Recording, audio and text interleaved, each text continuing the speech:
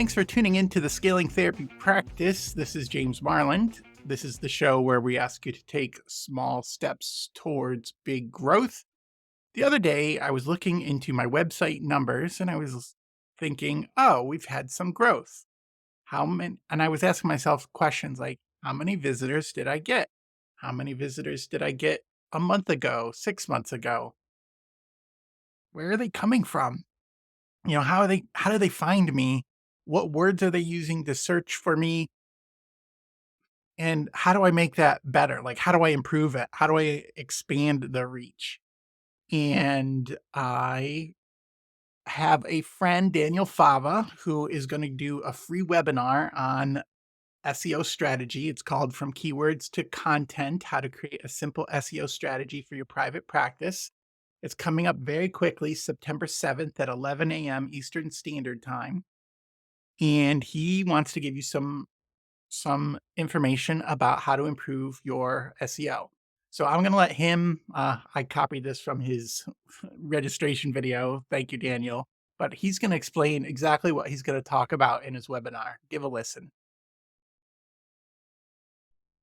Hey there, Daniel here. I created this webinar because I could see that there's so much confusion when it comes to SEO, and rightfully so, because SEO is a very big topic. There's so many parts to it, and there's keyword research, there's understanding the data, where do I put the keywords, all this stuff. And I've seen so many people try to create SEO strategy, and they do things a little bit out of order. And so, really, what this workshop is about is just to give you a good starting point to understand what are the key things you should do now so that you can start to create a strategy that is going to serve you long-term in your private practice.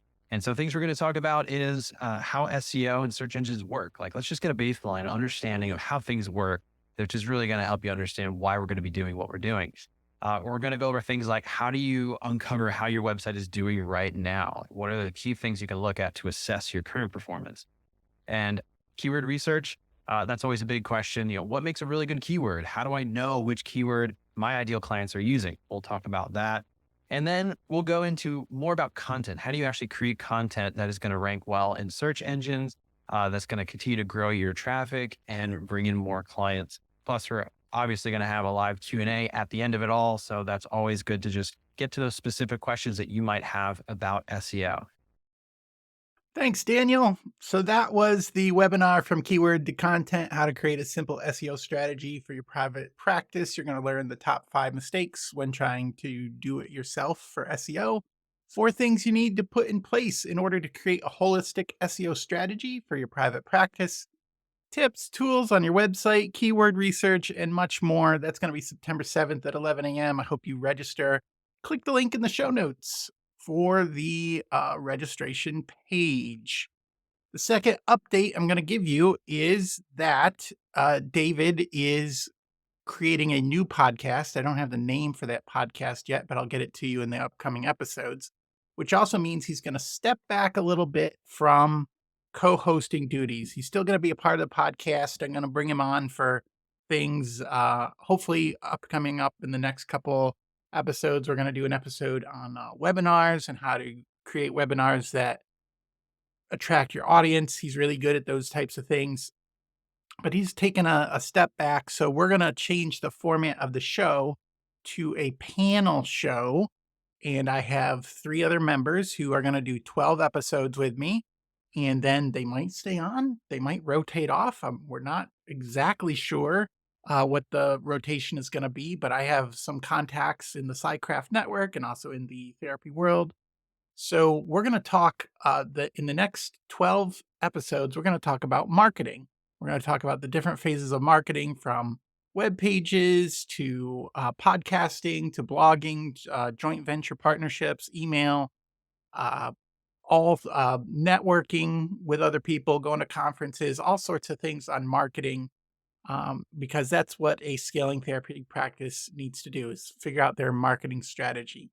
So the 3 other members of the panel is going to be Dawn Gabriel. She's the Soul Care for Therapists podcast host. She does consulting, group consulting, and also runs group on nurturing your soul, your faith side She's just got a great perspective. Then we have Lisa Mustard. She's the therapy show host with Lisa Mustard. She is pretty innovative, very energetic. I love listening to her. She's full of ideas. When she has on her webpage pod courses where you can get CEU units or CEU units where you can listen to a podcast, and if you want to take a test for that podcast, you get you get a credit for it. Like, it's pretty cool. So you could be out, jogging or going through your day, listening to a course, and then sign up for the test, get the test, take the test, get the credit. It's pretty cool, pretty innovative. I really like her show. And then there's somebody new to the network that is Steve Basson. He has the podcast Finding Your Way Through Therapy. He's written a book and he's a coach for emotional management. Very excited to have him here. And what we're trying to present is different ways that we're all trying to scale our businesses.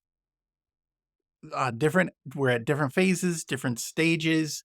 We've made different mistakes, and we want to give you a real view of what it's like to scale your practice. So we are going to be uh, having a panel discussion coming up, and this is probably going to start in about a month to a month and a half when we get some of the shows recorded. So you'll find more about that and learn more about the new panel uh, panel hosts. Now, I'm also hoping to get questions from the audience. It would really thrill me to get some real questions that you're struggling with marketing in particular, that I could feed to the guests on the different shows. So if you have questions about marketing, you're struggling with ads, maybe you're struggling with SEO, send me an email, james@coursecreationstudio.com. If you wanted to do an audio clip, you can just record a little Zoom and send it to me at james@coursecreationstudio.com. So it's going to start in a couple months, couple weeks, really. So that's the update. Thanks for hanging with us. We want to continue to provide great content where we help you scale your therapy practice. In this episode, we're going to be talking to Alyssa, and she is going to tell us all about virtual assistants. And she has just this really unique way of organization and creating systems. And I really enjoyed talking with her. And I hope you can listen and learn something about using a virtual assistant and creating systems. On with the show.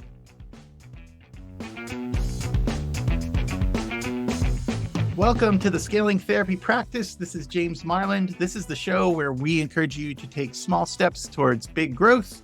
Today I have a special guest with me, Alyssa Avant. Hello, Alyssa. Hi there. Welcome to the show. Alyssa is a virtual assistant to Christian authors, coaches, and speakers. Alyssa has 15 plus years of experience working with online professionals and business owners. She's helped many authors build their online presence from the ground up. And as a published author and speaker, she knows what it takes to be successful. I'm looking forward to have you share about that. She's married to her husband, Greg, and is the mom of 3 daughters. Welcome to the show. Thank you so much. I appreciate you having me. So we're going to talk today about virtual assistants, and Alyssa has prepared 5 questions to ask yourself before hiring a virtual assistant. Before we get into that, we're going to go into our tool tip or tech of the week. Alyssa, do you have a tool, tip, or tech you wanted to share with the audience? Yes, absolutely. So my favorite tool right now for managing projects, and it works really well if you have a virtual assistant, is I use the tool Asana. And Okay. Asana is like a project management system, and it has lots of bells and whistles. You can use the free version, or the paid version has a few more upgrades and things that you can do with it.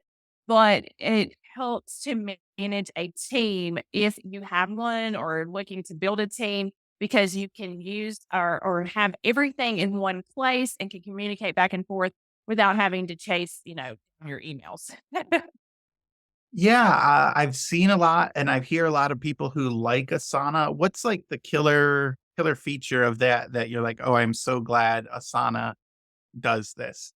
Well, the main one that I like, because a lot of the tasks that I do are repetitive, I like that it has reoccurring tasks because I have used some systems in the past that did not. And, sometimes you just forget like little pieces. Like if you have a system for like your podcast, for example, there might be a step that you're forgetting every time. But if you Hmm. put it in there as a reoccurring, like you can create a project and all the tasks be reoccurring and then set it to, you can set it weekly, monthly, daily, ever how often you want it to pop up on there as a new task. And that allows me to not miss a step when I'm doing something for myself or my client. Awesome. So I use Trello. I've been using Trello for years. Sometimes I like look at, Monday or Asana or ClickUp and I'm like, Mhm. oh, maybe something's better. Trello has been working for me. So it's hard to like want to jump out of something that works. That's right, and I've had people try to get me to go, like, to ClickUp or Trello, Yes. Yeah. whatever, and I do have some clients that, like, try that are using something like that, and actually what I just did this last week, I set up a Zapier Zap to zap Yeah. their Trello information into my Asana so that I'm still utilizing what they're using so they can, set it up, and it's helped me to kind of organize things because having to open all these different programs was really, hard to That's deal with. that's that's cool. And that is Zapier, whatever. I call them Zaps. Zap is something That that can save a ton of time. I run this Facebook group called Assistance, Automation, and AI, and Daniel Fava from Private Practice Elevation was like, "Oh, I love Zapier," so I'm gonna have to probably dip my toes into that. Well, thank you so much for that tip. I think those project management boards are just phenomenal for keeping everybody on track and on the same page. And also in the virtual world, like you need something that is asynchronous, I think is the word. Like you work on it at different times than somebody else works on it. So keeping track of those is highly important. I'm just gonna share about what I was just talking with Alyssa about is I have this AI recording tool that's integrated into Zoom called Fathom, and it records the Zoom meeting that we're having, and it will give me a summary at the end. It will give me all the questions. Uh it will give me highlights or suggested highlights. I can also highlight things on my own, and then I can share it and save it with just the highlights. So you don't have to watch the whole meeting. It's just a pretty cool tool for using AI and show note. Like I could use it for show notes. You can use it for team notes. You can use it just for what were a customer service meeting where records a problem. You can just click a button that says review, problem identified, and then you can just save that as a highlight and share it. It's pretty neat. It it I I have the free version, which was just an integration. I was just clicking around as I do in Zoom, and it's like, try this integration. I'm like, sure. So try it. It's just Fathom, and I'm on the free version. So give it a try. Do you have any questions about that? I don't, but I do want to give it a try as I have a podcast that is actually a solo podcast, but every once in a while we'll have a guest for a special project and I'm going to have one soon. So I would like to check it out to use for that particular episode. Yeah, give it a try. I think it's I'm a team of one, but well, and when I record, I have normally two people, and it's just been nice to share it with them. So that's our tool tip or tech of the week. If you wanna share your own tool tip or tech, you can send me an email, look me up on Facebook, and I will definitely share that with the audience. So we're gonna get into our main topic. Alyssa, you are a virtual assistant, and you probably We'll just share a little bit about how you got to this place in your journey, and then we'll get into the 5 questions to ask yourself before hiring a virtual assistant. Okay, great. So this kind of goes back over a decade because I was just about to have my second child and had stepped down from a job in ministry to stay at home with my kids and Hmm. was looking for a way to work from home to make an income. I was on one of those old school forums, is what I call it. And it was like for working home moms. Hmm. And I had a blog at the time, just kind of recording my life as a new mom. And I was sharing in the group that I was looking for something, and someone reached out to me. She was actually from another state, and she said, "I've read your mom blog. I really like it. Would you be willing to do some ghostwriting for me?" Mm. And so she gave me a call on the phone. We set it up, and I started ghostwriting articles for moms for her. And that sort of took off. I did that ghostwriting gig for about 3 years and got kind of burnt out with the writing. But Yeah. I learned over that time, I learned about websites and social media and all the things and started to put together those things for myself in my business. And then other people I went to my first conference, like business conference in 2009. And other people started asking me, well, how did you do this? And how did you do that? And they hired me to do it. And the rest is history, basically. I began to niche down into who I wanted to work with Mhm. and what services I wanted to provide. And it just, it kind of morphed over the years into what my business is now. But that's how I got started. Okay. So, yeah, bring us up to date. What do you do now? So now I am a Christian virtual assistant to authors, speakers, and coaches. And I primarily help them with 3 different areas of their business. So I do consulting to those groups of people. I also help them with email marketing, with social media marketing, and their Mm. website. So I will help them keep their website up to date. I will help them create a marketing, plan for their social media and schedule that out. And my biggest offer that most people have hired me for is helping them to set up their email list and Mm. begin to build a list because so many authors, new authors especially, aren't aware of all that it takes to do that, and it's a lot of moving parts. And so they need what I provide as a service to them. So what does building an audience or an email list do for people? A lot of people in this audience probably know some of this, but what does it do for authors and speakers as what problem does it solve for them? Well, most people don't realize that it's not in that publishing world, that even if you are a traditionally published author, they expect for you to have a platform or to have an Hmm. audience already. Mm. And you don't own your audience if it's on social media only. Right. You do own your email list. And so if you can have a email list of people that are ready to open your emails, that have said, yes, Hmm. I want to receive your emails, that looks really good in the publisher's eyes. Whether you're traditionally published or if you're doing it independently, I work with a lot of independent authors. It gives them someone to promote to, someone to sell to, because that is a captive audience that already likes what they're providing on social and in their newsletter and Hmm. things like that. Because anybody can publish a book these days, but is it going to sell? Question.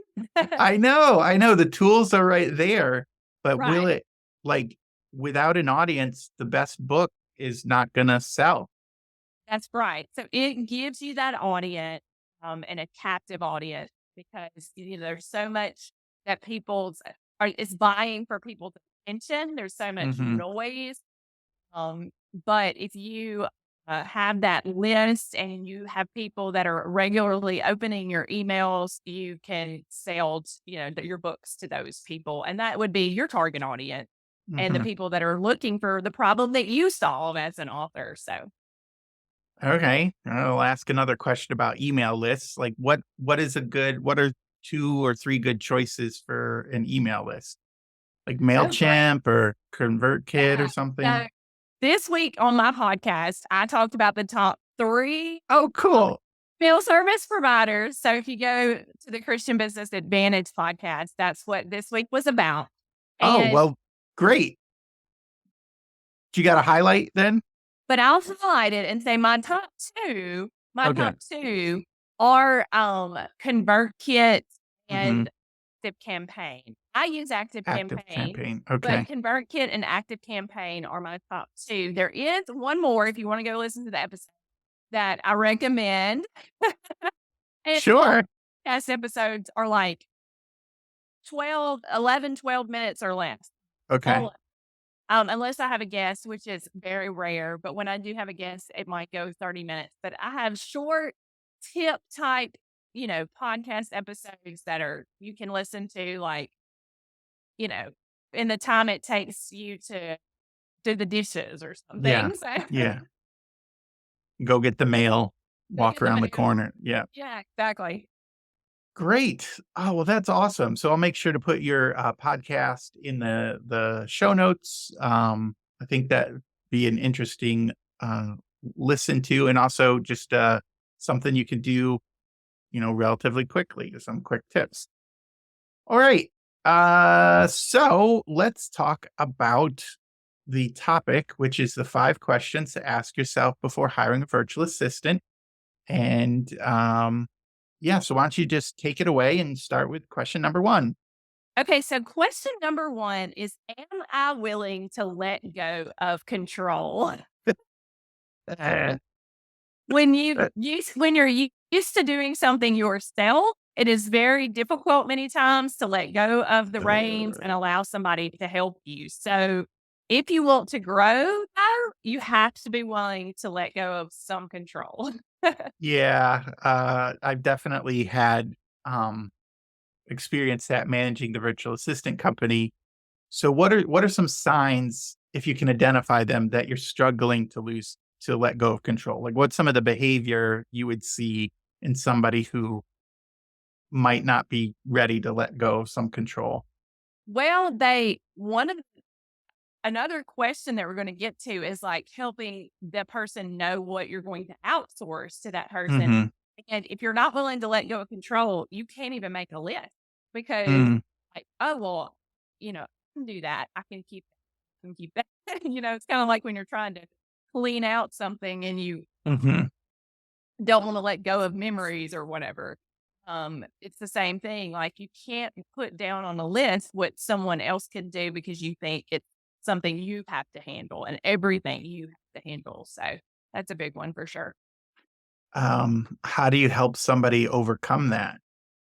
Well, one of the things that I do is help them to see what the result will be. Like if you didn't have to do XYZ every week, Mhm. and Mhm. what could you be doing? And help them to see that, they have an area or what I call a zone of genius that Mhm. is important that they need to share with the world. And they can't do that if they're spending time, you know, uh, putting their nurture sequence in their email management system, or if they are spending time scheduling out their social media or, updating their website, all those things. That tends to take a lot of time away from what they need to be focusing on. A lot of times what I would see is, they would, the therapists, the practice owners would delegate the email to the virtual assistant, but then check the email, and then it would recognize the email program would recognize that the email was read, so the virtual assistant wouldn't see that they needed to do it, and then things got missed, and then they got mad, and they're like, "Well, if you would Yes, just let us that do I've our experienced job." that before. Yeah, if you would just let us do what you said, and then, have some sort of verification system, not a duplication system, you would feel better, and we would be less stressed. Because I don't know if you've experienced this, but the virtual assistants would get stressed out when they were kinda helicoptered, like, "Don't you trust me to do my job? It's taking twice as long to do it." Yes, you have to trust that it's gonna get done and verify it, but you don't you have to, let go of that sometimes. Like there's just uh, there's no benefit in having an assistant if you can't let go. Right, exactly. And that's where you get into it not being a good relationship or good Mm, fit. I've had that happen in the past where, they wanted to micromanage is what I call yeah. it. And it wasn't a good fit for me because I was on the end of being the VA who Hmm. knew I could do the job and do it well if they would just allow me to. Okay, great. All right. So, first question, am I willing to let go? What's the second question?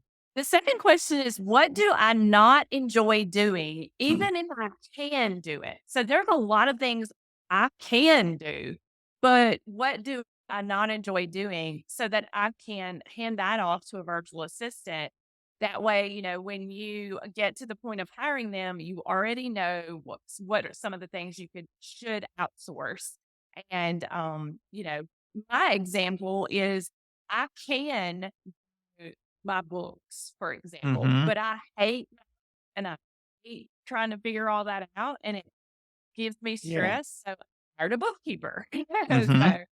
So, that was my example for that, but it will make it easier if you choose to outsource something you don't necessarily enjoy.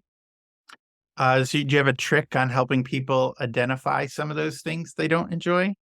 Well, I would say when you get ready to do this task, what is the task you put off the longest? Because for me, it was always the bookkeeping stuff because I didn't enjoy it and I hate math. So, I'm a writer and a Mm-hmm. technical person, but I Mm-hmm. never enjoyed math. So I realized that because it would just pile up, and then I would be so behind and it would cause even more stress. Ah, very good. Uh, I've recommended to people, like, just as you're going through your day before your virtual assistant, write down the things you are doing, and then just either put a green or red check mark, or maybe even a number from 1 to 5. I love this. I hate it. And then see if Right. you can figure out, is it possible to delegate the things you hate? Now, if you're a therapist and seeing clients is something you hate, you probably can't delegate Yeah. Maybe you're it. in the wrong career. Because there's some things as a business owner or the main, provider of service you have to do. But I love the fact that it's easier to delegate things you don't like doing. That's right. That's great. All right, what's question number 3? How much is my time worth? So a lot of times people are concerned about spending money, but if you are able to consider if you're making a higher income than the hourly rate of the person you hire, then you're going to end up making money from this Mhm. process. How would you help somebody identify what their time is worth? Well, what do you well, it's probably easier for like a therapist than it would be for an author because an author gets Mhm. a lot different. That's But true. what is your hourly rate? But also what do you what are you able to accomplish? Are you able to like for an author, are you able to write 3,000 words that day because you're not dealing with all these other things. Mhm. So you kind of have to Interruptions and yeah, things, yeah. exactly. Yeah, I think the podcast manager tools called it, like, management economics or something. Like, if somebody can do the same task for a lower rate of pay, then Yes. with a similar outcome, then it makes sense to delegate that task to that person. And I Right. think we get trapped in question number 1, right? Like, "Oh, I don't Yeah. wanna give this away. I can do this." And we don't recognize there are other people, like a virtual assistant, who can do your books for you for similar or lower rate of pay. Even if it's the same, let's say, you're paying somebody $200 to do your books every month and it takes them 2 hours, so they're getting $100 an hour, but it takes you 4 hours and you hate it. Yeah. Like, you're hating your life every minute. Like, are you doing it? Like, it just makes sense to delegate it, even if you're breaking even. Um, Even if you're breaking even, because yeah. time wise, is probably more valuable. And I'm sure I've seen calculators online for like wage calculator, like real where, put in your numbers and this is what your hours worth. I don't have that, but that's something that can probably be searched out. What's question number 4? So, question number 4 is, what is your communication style? Because many times the communication or lack thereof between a VA and the business owner is what can make or break that relationship. So, if you're pretty hands off and quiet and you don't, require a lot of check in, you need to know that about yourself. You need to know, whether or not you keep in mind if you're super chatty, you might spend a lot of time with that Mm, VA. And most VAs do require, if you're on the phone, they charge you for that time. yep, I had someone tell me one day, I didn't know you were going to charge me for the 20 minutes we talked about my project. Well, it's the time that I'm spending time on it. And yeah, so, yes, the clock is definitely running on that time. So, if especially if they're working hourly, some VAs are going to work package and it might not matter right. as much, but they're usually going to cost a little bit more as well. So, Yeah, I do some social media for some people, and I put the price of doing the social media separate from like meetings. You know, yeah, if we're gonna like setup is different, but if we're gonna meet, if we have frequent meetings or project management meetings, anything over like 10 minutes is it's like I'm gonna charge you an hour. You know, right. And some like people don't understand that, but that's just but your communication style is key though to know. Because some VAs, are going to resonate with you more than others based on, maybe they prefer a mhm. specific patient, or you prefer one or the other, and that VA doesn't work in that way. So it is a lot of times about your personality and style of doing things, whether or not it's a good fit. So working for an office might be different than what you're doing. Yeah. W what my when we set up the virtual assistant company, I like frequent communication what rather than like monthly communication. I felt like even weekly 15-minute meetings with an agenda that shares like the results of all the things that they've asked us to do, like the call logs and like conversion rates. And if they were doing insurance problems, like are we solving the insurance problems? Just frequent checkups kept the car on course instead of heading into the ditch, I guess. True. And Yeah. Cool. and if you didn't have these frequent meetings, you like often people would be like, everything's going fine. We don't need to meet as often. So they would stop meeting for a month or two. And then these micro problems would creep in. I don't know where they come from. They just come from like skipping a step or missing an email or somebody updated something in one area, like a price or like what was one of the big things, like availability, like schedules and availability. And somebody Right. didn't update something, and then all of a sudden a therapist doesn't have their schedules half full for 2 weeks because the something got missed. So and then there's a customer service issue, and you're like then Right. trust is lost, and, like, now your car is heading into the ditch where if you would have recognized, 3 weeks earlier, "Oh, we're drifting this way," you could solve it. So I always went to the, defaulted to more communication, more frequent, short communication over, "Oh, let's have an hour-long meeting and hash out all our problems." I just didn't like that. What's your Right. preferred style? Well, I don't mind having frequent meetings. I have some clients that I do a weekly meeting with, but not every Mhm. one of them. But at least I check in via email with Yeah. what I've done, which is more Mhm. common. Some people I do that every week. I send them a report of what I've done. I usually leave that up to the client whether they want to do a call or they want me to send them an email on a weekly Mhm. basis. But at least on a weekly basis, I don't do the monthly thing because, like you said, a lot can go off track. I also will tell a client, like yesterday, for example. I had a client who had texted me on Monday and they had texted a really long, summary and stuff. And I don't really like getting text messages Nope.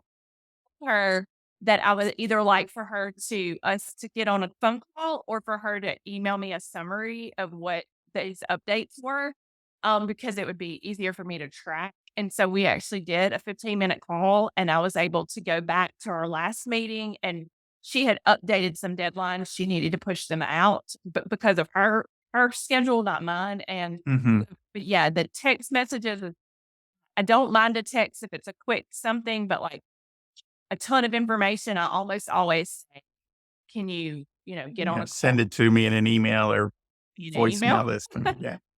Because it's so hard to follow. Absolutely. I miss if I'm gonna miss anything, it's because it came to me through a text, and I Yes. either didn't understand it or it was, like, buried, or I can't move it easily into my, Trello board or on my checklist, my Google checklist. Like, yeah, texting is my least preferred method of Yeah. communication. Especially because you can get them at any time, night or day, like, they're like, "Oh, I have this idea, blah, blah, blah, blah, blah," and they text, And then you might read it, but not like, not, "Oh, I'll get to this Monday," "I yeah, got this and over then the you weekend." forget that they ever sent it because, you're not it's not like your inbox where you open it back up and there it is and you can unread it, you can't do that. Yeah. So I knew she had texted me, and I was actually, moving into this office, like I shared with you that You had a lot going on. Yep. I was like, "I don't remember what she said." I even went back and read it, and it didn't make a lot of sense. I reached out to her, so I definitely and that kind of, leads into the last question on this series, Sure. because, um, this communication and how often is the question, how often do you wish to communicate? Because everybody's communication style is different, but everybody's expectations a lot of times are different as well. So, like I said, I usually use either email or phone. Had clients in the past who wanted to use something like Slack, if you've ever heard of that. Oh, yeah. And, so I don't mind using something like that. Currently don't have any clients that are using Slack, though I use it with my interns that I have in my business. But communication takes over 2 questions because it is a huge make or break in, working with a virtual assistant. Yeah, and, getting set on how often is key. I would recommend if you're not doing it if you're not having some sort of conversation weekly, the email, the voicemail, some like, even, like, update a card in Asana or something, like, Yeah, "These are the things I exactly. accomplished, do you have any Right. questions?" Have a way to track it. Oh, man, it's so helpful to have that documentation, especially when there's problems. I don't know about you, but often the virtual assistant would be doing things, and, if they didn't document it, then the owner would come back and say, "Why aren't you doing this?" And then if there was no documentation, you're in trouble, even though Right. you're like, "I was doing what you told me to do, or I was doing what I understood you told me to do."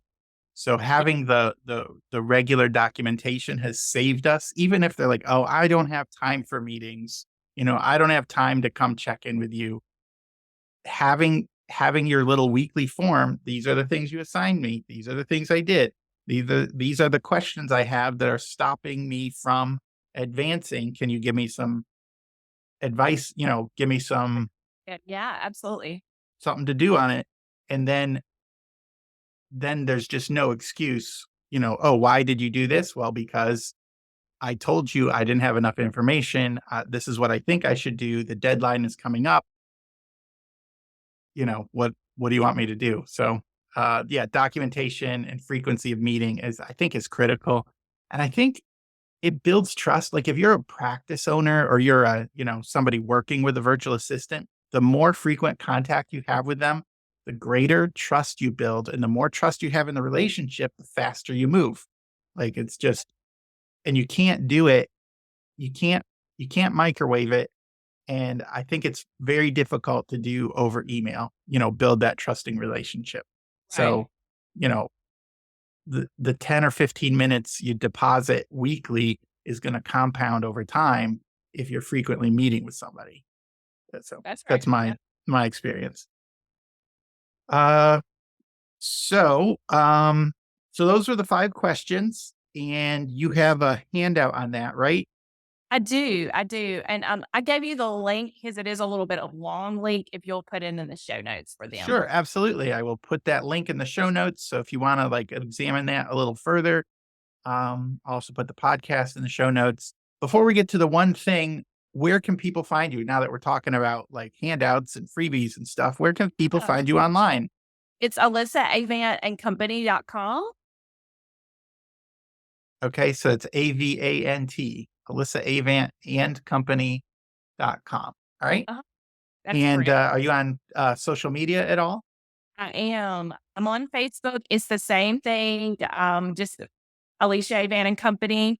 And then over on Instagram, it is Christian Business Advantage because it is for my podcast that Okay. I'm mainly on Instagram for. So that's over there as well. Great. Awesome. All right. So if people were going to just remember one thing, one thing about some of the advice you've given or one thing about the episode, what's the one thing you'd want them to remember? I would say that be willing to, be willing to admit about yourself what it is that you're struggling with. So if you're struggling to let go of something in your business, if you're struggling with a particular piece of your business, that's probably the area that you need that help with the most. But be willing to, be vulnerable a little bit about where you're struggling so that you can let go and give someone else some time Mm, and that it can help you in your business and it can help you to grow as well. awesome. Well, definitely my one thing I think is like a combination of a couple of your questions. It's like there are things that you either don't like doing or you're not good at. Yeah. You gotta Yep. identify them, like, Yep. and there are people in the world who love doing those things.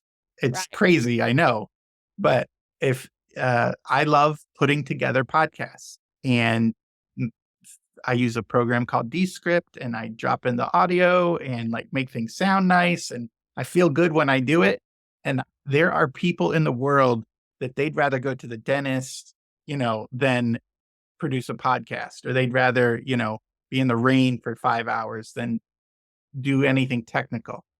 Right. There are people out there who love to do what you don't like to do. And the second thing is with that, value your time. Your time is super valuable, and there are only certain things in your business you can do. You might be the only one that can give supervision, or you might be the only one who can make contracts with people or do some of the advertising or the marketing type stuff, going to conferences and meeting people. You're the only one that can do that in your business. So why not free up more of your time to do the things that generate more income for you by hiring somebody who likes doing what you don't like to do? Just start there. I think that would probably be the easiest place to start. Can I hire somebody for 2 or 3 hours a week to do something I don't like to do? Uh, so yeah, that would be my one thing. Just value your time and find the people who like to do things you don't like to do. So Alyssa, thank you so much for joining me. Well, I really appreciate you having me on the show. It was a lot of fun. And everybody, please check out her podcast, which is Christian Business Advantage, right? Right. And that's on all the podcast players. I am definitely gonna check out some of those tips because I love those short shows that have just a quick tip that I can use. All right. Thanks, everybody. Remember to take small steps towards big growth. We'll see you next time. Psych Maven is proud to support the Scaling Therapy Practice podcast. And if you are someone looking for ideas that are tailored to your own personal style on how to scale and grow your own impact and income as a mental health provider, we hope you might check out our free online assessment. If you go to stp.psychmaven.com, you can take our free personal inventory and find out what your builder type is as a helping professional. This assessment is quick and fun, and it comes with tons of customized resources with your results. so you can discover the best ways to scale that match your own personality. Find the assessment at stp.psychmaven.com. That is stp.psychmaven.com. Have fun with it. Thank you for listening to the Scaling Therapy Practice. I hope you enjoyed the show. I want to remind you that the content shared today is for general information and entertainment purposes only. It shouldn't be considered as legal or tax advice. If you need a professional advice in those areas, please consult with a licensed attorney or accountant. But thank you so much for listening. The Scaling Therapy Practice is part of the PsyCraft Network.